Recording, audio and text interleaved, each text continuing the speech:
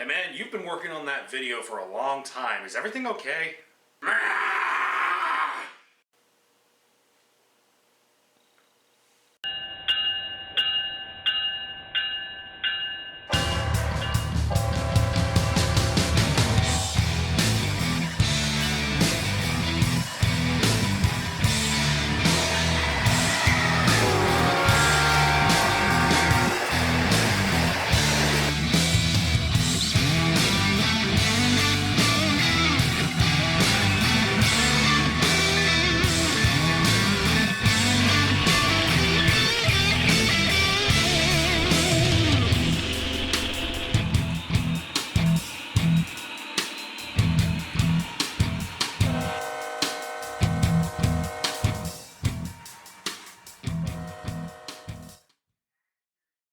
Hey guys, it's Ravenhawk6910 reporting once again. In this video, we're going to take an in-depth review of a model that I've been very much looking forward to reviewing, even though it's taken much longer to get on YouTube than I anticipated, the Lionel Unpainted Pilot Pennsylvania Railroad S2 steam turbine.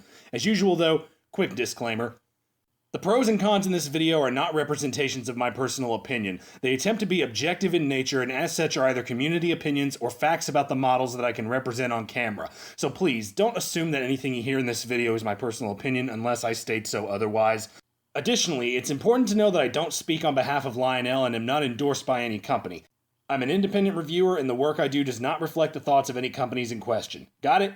Get it? Good. Let's get started. The S2 was an experimental steam turbine built for the Pennsylvania Railroad in 1944 in collaboration with Baldwin and Westinghouse, and was one of the last big gasps for steam's survival into the beginning of the diesel era. As it was a prototype and experimental engine, only one ended up being constructed, number 6200. Its one-of-a-kind 686 wheel arrangement made it as much of an oddball as its design and function. It utilized direct drive turbines, one for forward and one for reverse motion, that were geared to the center axles and the outer axles connected by the side rods. Used in passenger and freight service, the 6200 was very powerful and could hold speeds as high as 100 miles per hour easily. The problem was getting up to that speed. From a dead stop, the steam in the boiler was used very quickly and the engine's pressure went down to as low as 85 psi, and efforts to increase the fire put stress on the firebox and used a lot of coal and water as well. All of these factors doomed the S2 to failure. The 6200 was taken out of service in April of 1946, only 2 years after being built, and met its fate with the cutter's torch in 1952 in Enola, Pennsylvania.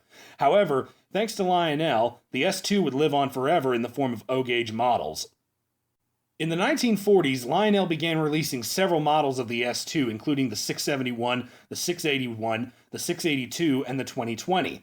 All of these models turned out to be some of the most loved steam engines that Lionel put out during the post-war years, the most relevant to this video being the 2020, which was the first O-gauge locomotive I ever got. I've always been a big fan of the 6200, and when I found this model in Memphis, Tennessee, I had to get it.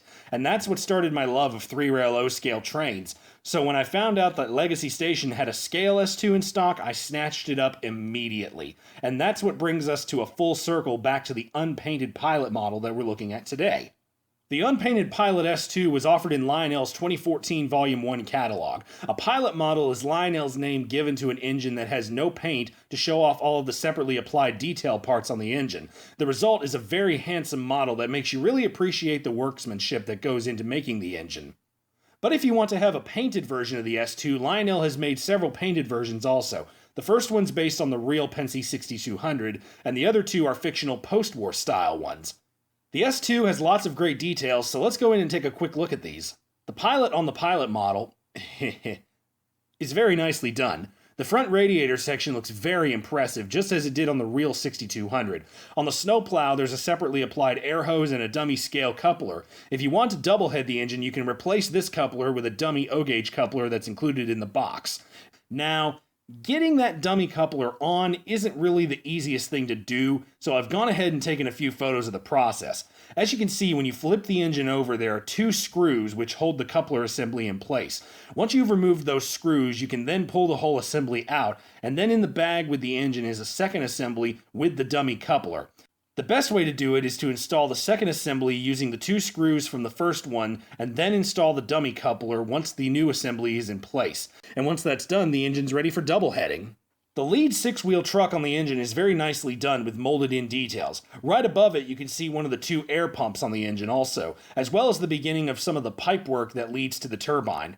Midway down the model, we've got the driving wheels, and right above them is part of the main turbine assembly. The rear set of drivers has traction tires for added pulling power, and since the model is unpainted, you can really get a good look at the details on the frame, including some of the spring leaves and brake shoes.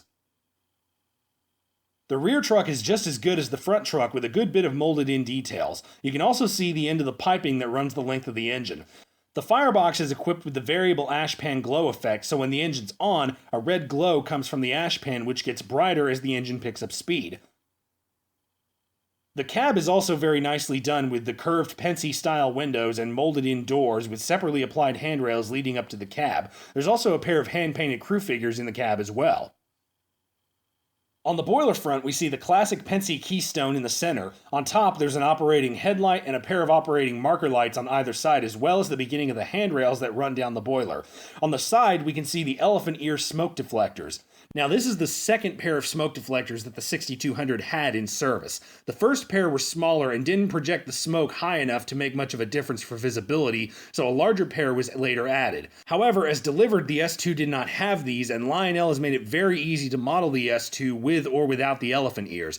All you do is remove 2 screws on each of the elephant ears and they'll slide right off. Just be sure not to scratch the paint while you're doing this, even on the unpainted model, as there is a layer of clear coat on there to protect the metal. And finally, the smoke box front door opens up just like this.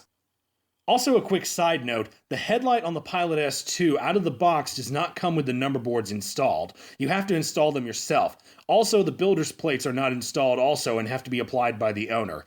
This is so that if you wanted to paint the model, you wouldn't have to worry about covering those parts over with the paint. When you want to install the builder's plates, be sure to remove the elephant ears to give yourself a little bit more of an open area to work with, and then just apply them to the side of the boiler with a dab of CA glue. Also, the number boards will slide in without the need of any glue.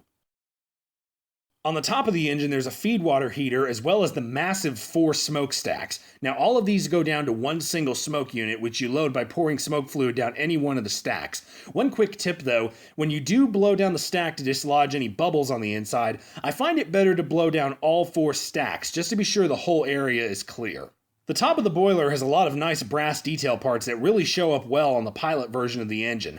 The only thing that kind of stinks is that this engine does not come with the whistle steam smoke effect, because it was made in that weird time frame when Lionel stopped putting the effect in engines. The tender is also very nicely done with great details, including the massive 8-wheel trucks, which is one of the key reasons why the engine has an 072 running requirement.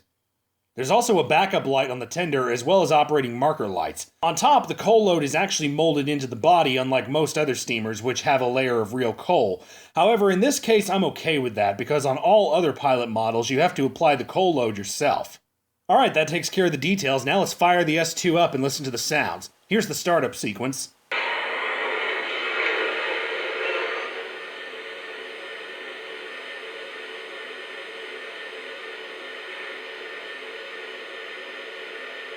Here's the whistle, which is actually one of my favorite whistles on a Lionel steam locomotive.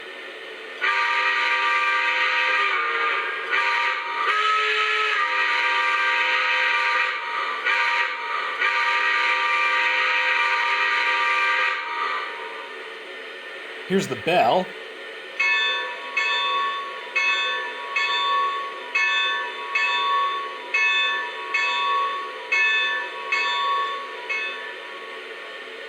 Here's the sound of coal being loaded into the tender, which is played by pressing and holding the reset key, and it'll keep playing until you release the button.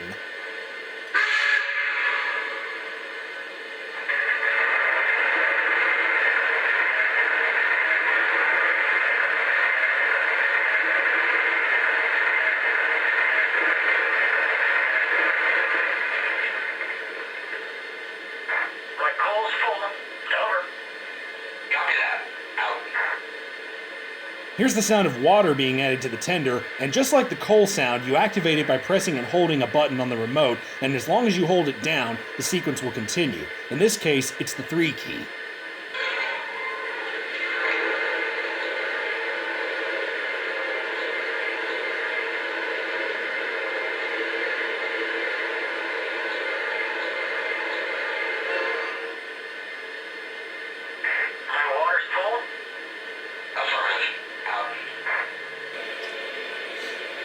And here's some of the crew talk. Dispatcher, my water's full. Can I get a go? Over. Roger that. Take the green. Over. Copy that.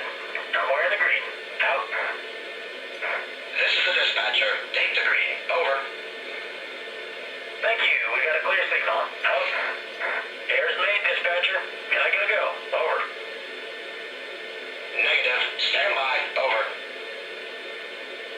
Understood. Holding for green boards. Out. This is the dispatcher. Please stand by. Over.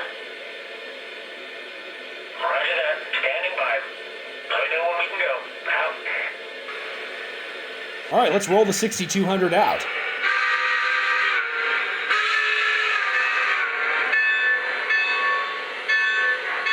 are rolling, dispatcher. Over. Roger that. Have a good one. Out.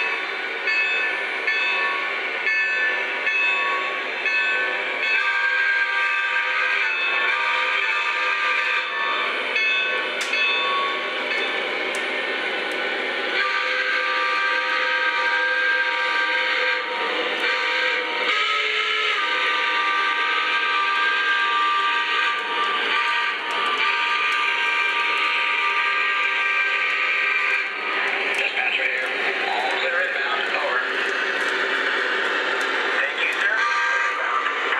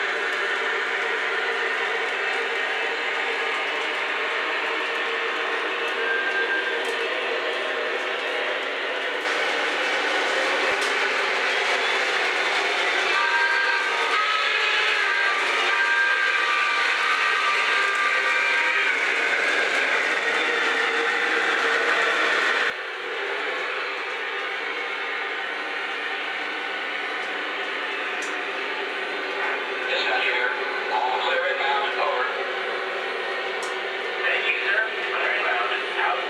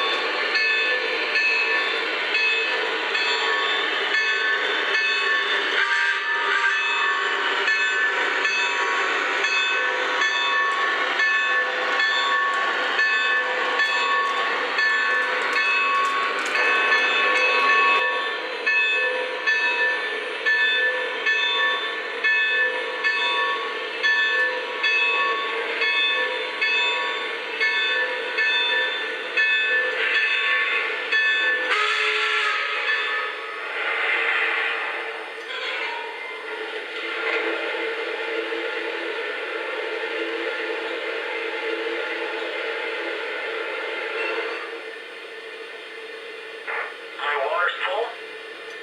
Dispatcher, we're going to be out.